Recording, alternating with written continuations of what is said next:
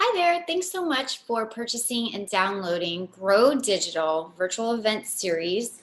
Everything you need to plan, launch, and overbook your next virtual event.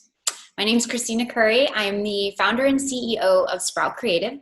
We work with passionate small business owners who are busy running their business, overwhelmed with marketing, and whose growth has plateaued to turn their marketing into a manageable, automated, stress-free marketing machine. Together, we create a no-fail roadmap that points the way to worry-free growth so they can get marketing off their plates and continue to grow their business and bring their passion to a wider audience. So why have you decided to create a virtual event? Are you maybe sharing something with people that you've been wanting to share? Is there an idea or a concept you're hoping to educate people about? Or do you have an awesome product or service that you're really hoping to sell? Whatever the reason may be, just know that you're in the right place and you've downloaded the right kit. You're here, let's do this. So digital events play a huge part in companies' overall marketing funnel. I'll speak to that in a minute, but for now, more than ever, I want to emphasize how much they can help build your business. They can bring in more emails for your email list. They can draw awareness to your brand, to your company. They help to establish and align entrepreneurs as industry leaders. They can also create long-lasting quality content for future use and monetization opportunities. Cha-ching. Lastly, they help to give your company credibility. So have you decided what type of event you're going to do? You're going to create? Check out our list of types of digital events that you can host on page 5. So there's 9 lists, there's 9 event types listed out, and I'm sure you could add more to that list, but I just want to kind of run through them real quick so you can start to think about what type of event you want to do. So a webinar, virtual webinar, digital webinar, it's all kind of the same term, but it's really an umbrella term that other digital events fall under. So it's mostly referred to any type of online service that brings people together in one space, virtual space. Very generic term, I know. Sometimes it's meant as more of a peer-to-peer level of event, and it's a more casual type of space. Workshops, basically, online workshops is a type of training or learning space through interacting with others and peers and things like that. It can be a full day or it can be over several weeks. A forum is a meeting of idea sharing on a specific topic. Sometimes a few topic experts are the main source of ideas, but then the audience can tend to get involved through questions and sharing their own experiences. A seminar is typically in a more academic setting. Again, it brings a small group of people together that focus on one particular subject. So typically they meet over a set amount of time and they're kind of working through problems. A convention, I'm sure everyone's gone to a convention. There are a large amount of people gathering together over a particular general topic. And usually conventions are over several consecutive days. There are topic experts, speakers, panels, interactive meetings, and I mean, the subjects range substantially, so I'm sure you've been to one of some kind somewhere. Hosting online can be hard, but it's just like in person. Doing an in-person event is hard. So it's obviously doable, and I'm starting to see a ton of online conventions that used to be in person moving into the digital space and filling it up. So it's really wonderful. A summit is kind of like a collaboration where speakers are interviewed by a host. Some of the questions are prepared and others come from the audience.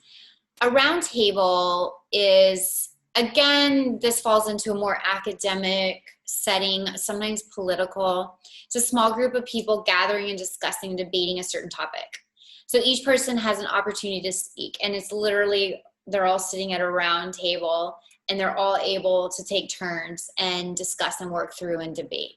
So you definitely see this in politics and academic And also a lot of companies will have their own roundtable internally. A conference is and I'm sure a lot of you have been to conference, it's a gathering of people who confer on a topic. So it's a little more formal than conventions. There are speakers and meetings and lectures and presentations, but they're all usually less hands-on and they lack the workshop environment that conventions can have. A symposium, I love that word, symposium. It just sounds so cool. I don't know. It's similar to a conference, but it tends to be a lot more smaller, a lot more intimate of a group. And the symposiums usually last just one day or half a day, whereas conferences typically are, again, a few days consecutively. Okay, so that was a lot of type of meetings. Did any of them stand out to you that might be a good fit for what you want to do? Here's a suggestion is just pick a topic of what you want to talk about and then sort of narrow it down to what type of event that fits in.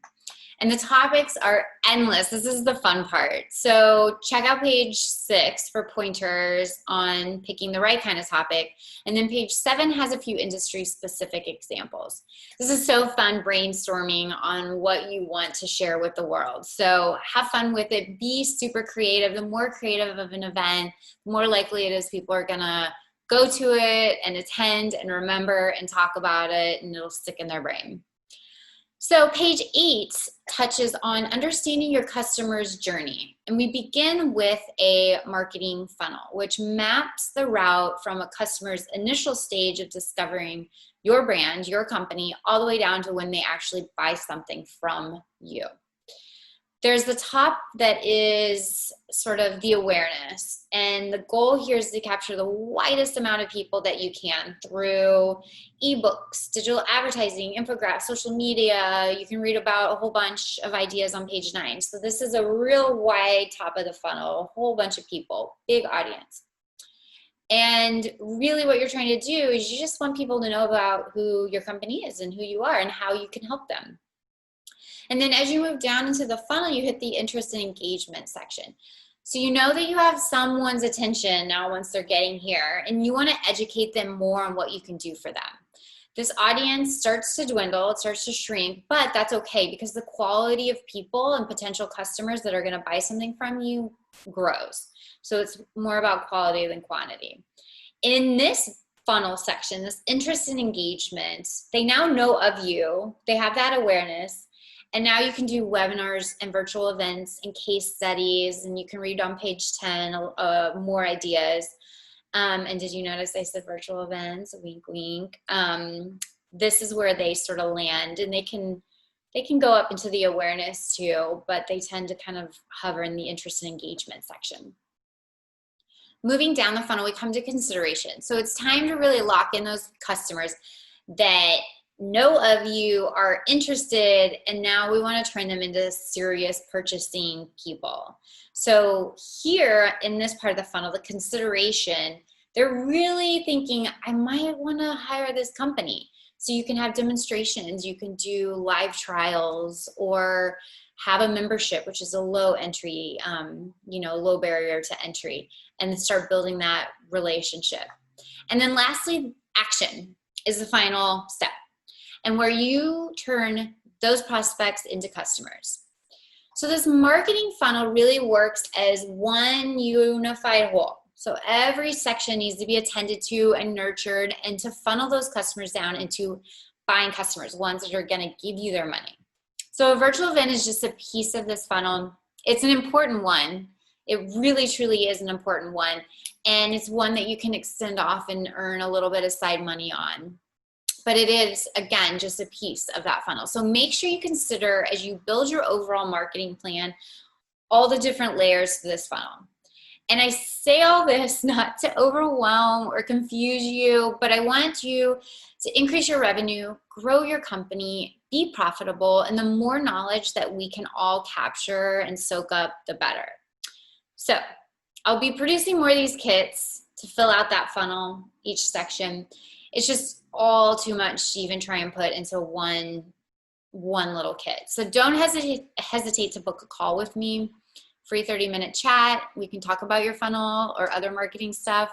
I'd love to know what you guys are doing and what company you have and what you're selling and who your clients are, all that stuff. So you can reach me at the end of this kit. There's all kinds of links to find me.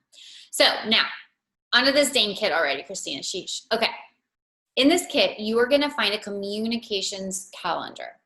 This starts you 4 weeks before your event begins, and it ends 1 week after your event is over.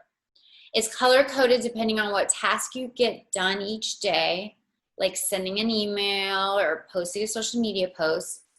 And then after that calendar, you're going to see a weekly and daily checklist. This keeps you on task. So this reminds you of what you have coming up. The colors on the checklist match the calendar.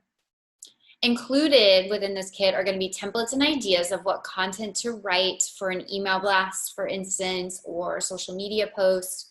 There are general topics to stick to and sometimes a few templates that you can mirror. Lastly, these video guides that I'm doing now that you are so lovingly listening to, they will be providing the same info. So you don't necessarily need to watch, but I'm also adding in supplemental things. So I highly recommend you watch it just to deepen your understanding. And each week you get to see my cute face. So lucky you. Okay, so I'm going to see you in week 1 video. I'll see you there.